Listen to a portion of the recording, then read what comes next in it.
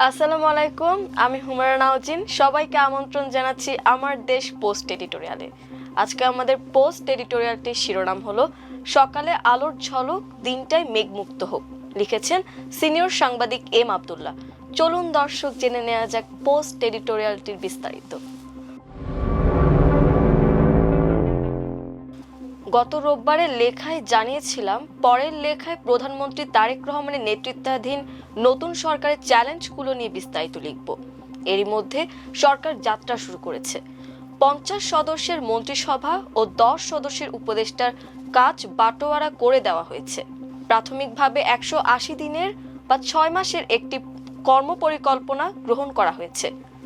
আলাদা করে 100 দিনের কিছু অগ্রাধিকারও নির্ধারণ করেছেন প্রধানমন্ত্রী তারেক রহমান। নির্বাচনী অঙ্গীকার পূরণে ফ্যামিলি কার্ড বিতরণ রমজানেই শুরু করতে যাচ্ছেন। মন্ত্রিসভা ও উপদেষ্টা পরিষদের প্রথম বৈঠকে দ্রব্যমূল্য নিয়ন্ত্রণ, আইন শৃঙ্খলার উন্নতি সহ 3 অগ্রাধিকার নির্ধারণ করা হয়েছে। সরকার পরিচালনার শুরুতে এমন সিদ্ধান্ত বাস্তবসম্মত ও জনপ্রত্যাশার সঙ্গে সঙ্গতিপূর্ণ। প্রথম কয়েকদিনের কর্মতৎপরতা দেখে মনে হচ্ছে অগ্রাধিকার বাস্তবায়নে সুনির্দিষ্ট কর্মপরিকল্পনা প্রধানমন্ত্রীর হাতে রয়েছে। নতুন সরকারের প্রথম দিনে প্রধানমন্ত্রী স্বজনপ্রীতি ও দুর্নীতির বিরুদ্ধে যে শক্ত অবস্থানের কথা জানিয়েছেন সেটা ইতিবাচক। সচিবদের সঙ্গে বৈঠকে প্রধানমন্ত্রীর রাজনৈতিক সম্পৃক্ততা বিবেচনায় নয়, মেধার ভিত্তিতে মূল্যায়নের যে প্রতিশ্রুতি দিয়েছেন, জনপ্রশাসনের সব স্তরেই তার বাস্তবায়ন দেখতে চাইবে মানুষ। মর্নিং শোজ দ্য ডে বলে একটি কথা আছে। দিনটি কেমন যাবে? মেঘাচ্ছন্ন বা ঝড় বৃষ্টিতে দুর্যোগপূর্ণ হবে, নাকি আলো ঝলমল হবে? তার সকালটা দেখে আঁচ করা যায়। এর ব্যতিক্রমও অবশ্য আছে।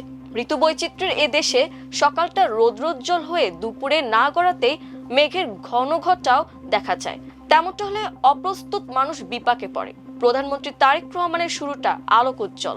দেশের একাদশ প্রধানমন্ত্রী হিসেবে দায়িত্বভার নিয়ে তিনি জানান দিয়েছেন, সরকারি গাড়িতে নয়, নিজ খরচায় নিজের গাড়িতে চলাফেরা করছেনও তাই। এরই মধ্যে বুধ ও বৃহস্পতিবার প্রশাসনের প্রাণকেন্দ্র সচিবালয় অফিস করেছেন নিজের গাড়িতে চড়ে। প্রেস সচিব সালেহ শিবলিকে উদ্ধৃত করে সংবাদ মাধ্যমের খবরে জানানো হয়েছে, নিজের টয়োটা গাড়ি ব্যবহার করবেন তিনি। যানজটের কথা বিবেচনা করে প্রধানমন্ত্রীর নির্দেশে তার বহরের গাড়ির সংখ্যা কমিয়ে ফেলা হয়েছে। এতদিন গাড়ি বহরে 13 থেকে 14টি গাড়ি থাকতো, এখন সেটা কমিয়ে 4টি করা হয়েছে। শুধু তা নয়, তার যাতায়াতের সময় সড়কে যান চলাচল পুরোপুরি বন্ধ রাখায় আপত্তি দিয়েছেন। দৈনন্দিন কর্মসূচিতে যাতায়াতের সময় পতাকাবিহীন গাড়ি ব্যবহার করেছেন, তবে রাষ্ট্রীয় অনুষ্ঠান অথবা বিদেশি মেহমানদের সফরের সময় তার গাড়িতে পতাকা ব্যবহার করা হবে বলে জানা গেছে। রাজধানীতে প্রধানমন্ত্রীর যাত্রাপথের সড়কের দুই পাশে পোশাকধারী পুলিশের অবস্থানের যে নিয়ম, সেটি বন্ধ করতে নির্দেশ দিয়েছেন প্রধানমন্ত্রী। তারেক রহমান বড় চমকটা দিয়েছেন শপথ গ্রহণের দিন সকালেই। সংসদ সদস্যদের শপথ সম্পন্ন হবার পর তাদের সঙ্গে সংক্ষিপ্ত সময়ের জন্য বসেছেন। সেখান থেকে সিদ্ধান্ত ঘোষণা করেছেন, ক্ষমতাসীন বিএনপির সংসদ সদস্যরা শুল্কমুক্ত গাড়ি ও সরকারি প্লটের সুবিধা নেবে না। নির্বাচনের আগে জামায়াতে ইসলামের পক্ষ থেকেও এমন ঘোষণা দেওয়া হয়েছিল। সিলেটে আয়োজিত এক সুধী সমাবেশে দলের আমির শফিকুর রহমান বলেছিলেন, আগামীতে আমাদের একজনও যদি এমপি নির্বাচিত হন, তাদের কেউ সরকারি প্লট নেবেন না ও বিনা ট্যাক্সের গাড়িতে চলবেন না। সংসদ সদস্যরা শুল্কমুক্ত গাড়ি ও সরকারি প্লটের যে সুবিধা পেয়ে আসছিলেন, তা নিয়ে দীর্ঘদিন ধরেই বিতর্ক রয়েছে। সাধারণ মানুষের করের টাকা নেওয়া এরকম সুবিধা গ্রহণ নিয়ে নানা মহলে সমালোচনা রয়েছে। 1988 সালে প্রথম এই সুবিধা দেওয়া হয়। এর ফলে 3.5 দশক ধরে সরকার শত শত কোটি টাকা রাজস্ব হারিয়েছে। শুল্কমুক্ত গাড়ি নিয়ে নানা কেলেঙ্কারি ঘটনাও ঘটেছে বহুবার। প্লট ও শুল্কমুক্ত গাড়ি খাতে রাষ্ট্রের ভর্তুকি কম করে হলেও এমপি প্রতি 10 কোটি টাকা। এই হিসেবে রাষ্ট্র অন্তত 3.5 কোটি টাকার লাভবান হবে। ভোগবাদী যে এ বিষয়ে সম্মতি আদায় করতে পেরেছেন, সেজন্য তাকে সাধুবাদ জানাতে হয়। সরকারের মন্ত্রী পরিষদের সাপ্তাহিক বৈঠক হয়। এই বৈঠকটি প্রধানমন্ত্রীর তেজগাঁও নাখালপাড়ার কার্যালয়ে হয়ে থাকে। সচিবালয় কিংবা বাসা থেকে মন্ত্রীরা প্রধানমন্ত্রীর কার্যালয়ে যাতায়াতের কারণে ভিআইপি সড়কে সপ্তাহে একদিন সাধারণের চলাচল নিয়ন্ত্রণ করা হতো। সংযুক্ত সড়কগুলোয় অসহনীয় যানজট সৃষ্টি হতো। এ ধরনের জনভোগান্তি এড়াতে এখন থেকে মন্ত্রিসভার বৈঠক সচিবালয়ে করার সিদ্ধান্ত নিয়েছেন নতুন প্রধানমন্ত্রী। সিদ্ধান্তটি অনেক বড় নয়, কিন্তু জনগণের সাপ্তাহিক ভোগান্তি বিবেচনায় খুবই গুরুত্বপূর্ণ হিসেবে বিবেচিত হতে পারে। দায়িত্ব গ্রহণের পর জাতির উদ্দেশ্যে দেওয়া প্রধানমন্ত্রী তারেক রহমানের প্রথম ভাষণটিও ছিল আশাব্যঞ্জক ও উদ্দীপনামূলক। তিনি ঐক্য, সুশাসন ও অন্তর্ভুক্তিমূলক রাষ্ট্র কাঠামোর বার্তা দিয়েছেন।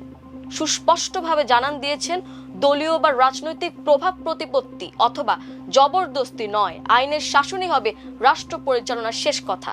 24-এর অভ্যুত্থান বাংলাদেশের রাজনীতিকে পুরনো ধারা থেকে বের করে আনার যে জন আকাঙ্ক্ষা তৈরি করেছে, সেই প্রেক্ষাপটে এই বক্তব্য খুবই তাৎপর্যপূর্ণ। আওয়ামী লীগের ফ্যাসিবাদী শাসনের রাজনৈতিক পরিচয়ে নাগরিকদের মধ্যে রাষ্ট্রীয়ভাবে বিভক্তি সৃষ্টি করা হয়েছিল। জাতিকে বিভক্তির সর্বনাশা পথে ঠেলে দেওয়া হয়। বিভাজিত সমাজ ও রাষ্ট্র সর্বকালে দেশ জাতির অগ্রগতি ও সমৃদ্ধির অন্তরায়। প্রধানমন্ত্রী তার ভাষণে অন্তর্ভুক্তি যে পরিষ্কার বার্তা দিয়েছেন, সেটি জাতীয় ঐক্য ও সংহতির জন্য অত্যন্ত উৎসাহব্যঞ্জক। রাষ্ট্র ও পরিচালনার সব ক্ষেত্রে ঐক্য ও অন্তর্ভুক্তিমূলক নীতি কঠোরভাবে প্রতিষ্ঠা করা সম্ভব হলে দেশটা সত্যিই বদলে যাবে। সরকার দায়িত্ব নিয়ে একদিনের মাথায় পবিত্র রমজান মাসে পা রেখেছে। এ মাসটি বাংলাদেশের প্রেক্ষাপটে যে কোনো সরকারের জন্য অন্যতম চ্যালেঞ্জ হয়ে ওঠে। দ্রব্যমূল্যের নিয়ন্ত্রণ ও সরবরাহ ব্যবস্থা ঠিক করে রোজাদার জনসাধারণের জন্য কিছুটা স্বস্তি তৈরি করাটা সরকারের সামনে প্রথম পরীক্ষা হিসেবে উপস্থিত হয়েছে। প্রধানমন্ত্রী তার ভাষণ ও মন্ত্রী সচিবদের সঙ্গে সভায় বাজার পরিস্থিতি নিয়ন্ত্রণে ব্যবসায়ী এবং ক্রেতা উভয়ের স্বার্থ রক্ষা করে প্রয়োজনীয় পদক্ষেপ নেওয়ার কথা বলেছেন। সদ্য বিদায়ী অন্তর্বর্তী সরকার গত বছরের রমজানে দ্রব্যমূল্য সহনীয় রাখতে বেশ সফল হয়েছিল। এবারে রমজানের আগেই বাজার অস্থির। এর দায় নিশ্চয়ই 3 দিন বয়সী তারেক রহমানের সরকারের নয়, কিন্তু বাংলাদেশের মানুষ এসব বিবেচনা খুব কমই করে। কষ্ট পেলে ক্ষমতাসীন সরকারের দিকে আঙুল তোলে। সরকারের সংশ্লিষ্ট মন্ত্রীরা এ ব্যাপারে সক্রিয়তা দেখাচ্ছেন। ফল কতটা পাওয়া যাবে তা আরো কয়েকদিন পর বোঝা যাবে। সিন্ডিকেট ভেঙে দেওয়া এবং বাজার তদারকি ব্যবস্থাকে শক্তিশালী ও প্রাতিষ্ঠানিক রূপ দেওয়ার উপর জোর দিতে হবে সরকারকে। এ সংক্রান্ত টেকসই ও দীর্ঘমেয়াদী নীতি গ্রহণ করা প্রয়োজন। প্রায় 2 দশক পর ক্ষমতায় ফেরা বিএনপি সরকারের নবনিযুক্ত মন্ত্রীরা প্রধানমন্ত্রী তারেক রহমানের সঙ্গে তাললয় ঠিক করার চেষ্টা করছেন। সুশাসন নিশ্চিত করতে নানা ইতিবাচক পদক্ষেপ গ্রহণের বার্তা দিচ্ছেন প্রবীণ নবীন মন্ত্রী প্রতিমন্ত্রীরা। মানুষ আশ্বাসে বিশ্বাস রাখবে কিছুদিনের জন্য, বাস্তবায়ন দেখতে চাইবে দ্রুতই।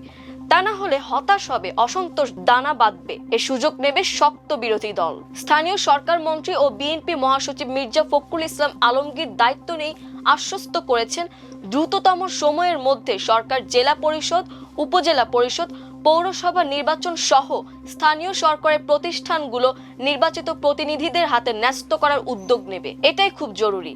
স্থানীয় সরকার প্রতিষ্ঠানগুলো দীর্ঘদিন জনপ্রতিনিধি শূন্য থাকায় নাগরিক সেবা মারাত্মকভাবে বিঘ্নিত হচ্ছে। বাংলাদেশের সবচেয়ে সংবেদনশীল মন্ত্রণালয় বিবেচনা করা হয় স্বরাষ্ট্র মন্ত্রণালয়কে। এ মন্ত্রণালয়ের মন্ত্রীদের চ্যালেঞ্জ অন্যদের চেয়ে আলাদা। সামাজিক অপরাধ নিয়ন্ত্রণে রাখার পাশাপাশি রাজনৈতিক অস্থিরতা সহনীয় বা নিয়ন্ত্রণে রাখার একটা চ্যালেঞ্জ থাকে স্বরাষ্ট্রমন্ত্রীর সামনে। অতীত অভিজ্ঞতায় দেখা গেছে, সবার আগে পদত্যাগের দাবি ওঠে স্বরাষ্ট্রমন্ত্রী। নতুন সরকার গুরুত্বপূর্ণ এই মন্ত্রণালয় সামলানোর দায়িত্ব দিয়েছেন চৌকস রাজনীতিক হিসেবে পরিচিতি পাওয়া সালাউদ্দিন আহমদকে। তিনি দায়িত্ব নিয়ে বলেছেন, আমরা বাংলাদেশে মব কালচার পুরোপুরি বন্ধ করতে চাই। মব কালচার শেষ, দাবি আদায়ের নামে মব কালচার করা যাবে না। তিনি বলেন, যৌক্তিক দাবি আদায়ের জন্য মিছিল সমাবেশ করা যাবে, স্মারকলিপি দেওয়া যাবে, পুলিশ বাহিনীর সংস্কারের বিষয়ে গুরুত্ব দেওয়ার কথা বলেছেন তিনি। রাজনীতিতে ইতিবাচক ভাবমূর্তি থাকলেও স্বরাষ্ট্রমন্ত্রী হিসেবে তিনি কতটা দক্ষতার পরিচয় দেন তার দিকে সবার নজর থাকবে।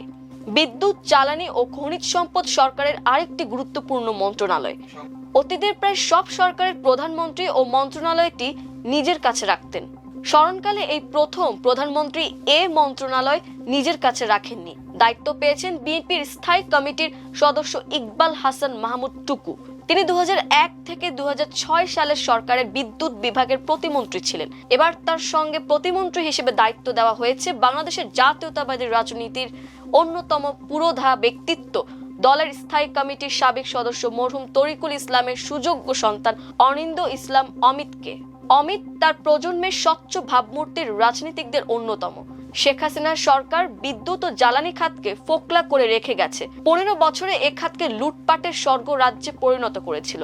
দেশের স্বার্থ উপেক্ষা করে দেশি বিদেশি লুটেরাদের হাতে তুলে দিয়েছে পুরো খাত। সেই লুটেরাদের কাছে পুরো খাতটি এতটাই জিম্মি হয়ে পড়েছে যে দ্রুততম সময়ে অন্ধকার গহ্বর থেকে টেনে তোলা কঠিন চ্যালেঞ্জ। পররাষ্ট্র মন্ত্রণালয় মোটামুটি কমফোর্ট জোনে আছে বলা যায়। এই মন্ত্রণালয়ের দায়িত্ব যিনি পেয়েছেন তিনি বিদায়ী অন্তর্বর্তী সরকারে গুরুত্বপূর্ণ দায়িত্ব সামলেছেন, ফলে সবকিছু তার নখদর্পণে। পররাষ্ট্রমন্ত্রী খলিলুর রহমান নতুন সরকারের প্রথম অফিস করে বলেছেন, বাংলাদেশের ফরেন পলিসির মূল হবে বাংলাদেশ ফার্স্ট। আমাদের দেশের স্বার্থ সম্পূর্ণভাবে রক্ষা করে পররাষ্ট্র কর্মকাণ্ড চালাবো। আমাদের পররাষ্ট্র কর্মকাণ্ডে জাতীয় স্বার্থ পই পই করে বুঝে নেব, এটা আমাদের রেড লাইন। তিনি শহীদ জিয়ার পররাষ্ট্র নীতি অনুসরণের কথা বলেছেন। তার এসব ইতিবাচক বক্তব্য ও দৃষ্টিভঙ্গির বাস্তবায়ন দেখতে চাইবে মানুষ। আরেক গুরুত্বপূর্ণ মন্ত্রণালয় তথ্য ও সম্প্রচার। এই মন্ত্রণালয়ের মন্ত্রী ও প্রতিমন্ত্রী হিসেবে দায়িত্ব পেয়েছেন জহিরুদ্দিন স্বপন এবং ইয়াসের খান চৌধুরী। একজন আপাদমস্তক রাজনীতিবিদ, আরেকজন ঐতিহ্যবাদী রাজনৈতিক পরিবারে বেড়ে ওঠা তথ্য প্রযুক্তি খাতের মেধাবী ব্যক্তিত্ব। দুজনই এর মধ্যে সংবাদ মাধ্যম ও সাংবাদিকতার জন্য সুদিনের বার্তা দিয়েছেন। মন্ত্রী জহিরুদ্দিন স্বপন মন্ত্রণালয়ের কর্মকর্তাদের সঙ্গে পরিচিতিমূলক সভায় স্পষ্ট করে বলেছেন, বাংলাদেশে ভয়মুক্ত সাংবাদিকতার পরিবেশ তৈরি করা হবে তাদের প্রধান কাজ। বিএনপির মিডিয়া সেলের প্রতিষ্ঠা লগ্ন থেকে প্রধান হিসেবে দায়িত্ব পালন করে সংবাদ মাধ্যমের নারী নক্ষত্র তার নখদর্পণে। সীমাবদ্ধতা, চ্যালেঞ্জগুলোও জানা। আশা করা যায় সংবাদ মাধ্যমে যে নৈরাজ্যকর পরিস্থিতি আওয়ামী লীগ সরকার সৃষ্টি করে গেছে তা থেকে উত্তরণে কার্যকর পদক্ষেপ নেবে নতুন দায়িত্বপ্রাপ্ত মন্ত্রী প্রতিমন্ত্রী। 1.5 দশক ধরে দেশের শিক্ষা খাতে অরাজকতা চলছে। শিক্ষার্থীদের গিনিপিগ বানিয়ে বারবার পরীক্ষা নিরীক্ষা চলছে কারিকুলাম ও পরীক্ষা পদ্ধতিতে। বহু শিক্ষার্থী ঝরে যাচ্ছে। শিক্ষার্থীদের শ্রেণীকক্ষে ফিরিয়ে আনার পরিবেশ সৃষ্টি, জাতীয় কারিকুলাম পর্যালোচনা এবং কারিগরি শিক্ষার আধুনিকায়ন, এই 3 বিষয়কে শিক্ষার অগ্রাধিকার হিসেবে ঘোষণা করেছেন শিক্ষা ও প্রাথমিক ও গণশিক্ষা মন্ত্রী আ.ন.ম এহসানুল হক মিলন। খালেদা জিয়ার নেতৃত্বে 2001 সালে গঠিত সরকারে শিক্ষা প্রতিমন্ত্রীর দায়িত্ব পালন করে সফল হিসেবে আলোচনায় ছিলেন এহসানুল হক মিলন। নকলমুক্ত শিক্ষার জন্য তিনি আইকন হয়ে উঠেছিলেন। এবার চ্যালেঞ্জটা ভিন্ন মাত্রিক। নাজুক শিক্ষা ব্যবস্থার শৃঙ্খলা ফেরানোই বড় চ্যালেঞ্জ। শিক্ষকদের রাজপথে আন্দোলন করা নিয়েও তিনি এক ধরনের কড়া বার্তা দিয়েছেন। তার বক্তব্যে হুঁশিয়ারি যেমন আছে, তেমনি আশা জাগানো দিকও আছে। ন্যায্য দাবি আলোচনার মাধ্যমে পূরণ হলে শিক্ষকরা রাস্তায় নামবেন কেন? 1 মণ দুধে 1 ফোঁটা গোমূত্র দিয়ে বিনষ্ট করার মতো বিতর্ক তৈরি হয়েছে সড়ক, সেতু ও রেল মন্ত্রণালয়ের মন্ত্রী শেখ রবিউল আলমের এক বক্তব্যে। ঢাকা 10 আসন থেকে প্রথমবার সংসদ সদস্য হয়ে পূর্ণ মন্ত্রীর দায়িত্ব পেয়েছেন আগে থেকে আলোচনা ও বিতর্কে থাকা শেখ রবিউল আলম। দায়িত্ব গ্রহণের পর তিনি বলেছেন, পরিবহন খাতে মালিক শ্রমিক সংগঠনের নামে তোলা টাকাকে চাঁদাবাজি বলা যায় না। এই বক্তব্যের পক্ষে যুক্তি দিয়ে তিনি বলেন, এই টাকাটা সমঝোতার ভিত্তিতে তোলা হচ্ছে। মন্ত্রীর এই বক্তব্য নিয়ে সামাজিক যোগাযোগ মাধ্যমে তীব্র প্রতিক্রিয়া সৃষ্টি হয়েছে। প্রশ্ন উঠেছে, প্রকল্পে ঘুষ, কমিশন, বাণিজ্য তো এক ধরনের গোপন সমঝোতার মাধ্যমেই হয়, সেটাও কি একই ফর্মুলায় বৈধতা পাবে? তার এই বক্তব্য চাঁদাবাজদের আশকারা দেবে কিনা সে প্রশ্ন সামনে এসেছে। বিগত আওয়ামী সরকারের কয়েকজন মন্ত্রী নিয়মিত বেফাস বক্তব্য দিয়ে আলোচনায় থাকতেন। জনপ্রত্যাশাকে তুচ্ছ তাচ্ছিল্য করে দিনে দিনে দল ও সরকারকে রোষের মুখে ফেলেছেন। সে প্রবণতা যাতে বিএনপির নেতৃত্বাধীন নতুন সরকারের কারো মধ্যে দেখা না যায় সেদিকে খেয়াল রাখা জরুরি। প্রধানমন্ত্রী তারেক রহমান নিশ্চয়ই তার ক্যাবিনেট সদস্যদের লাগাম নিজ হাতে রাখবেন। তা না হলে কোন ইস্যুতে কখন রৌদ্রোজ্জ্বল সকাল মেঘাচ্ছন্ন দুপুরে গড়াবে তা পূর্বাহ্নে হয়তো আঁচও করা যাবে না। দর্শক, এই ছিল আমাদের পোস্ট এডিটোরিয়ালটির আয়োজন। এতক্ষণ আমাদের সাথে থাকার জন্য অসংখ্য ধন্যবাদ। আল্লাহ হাফেজ।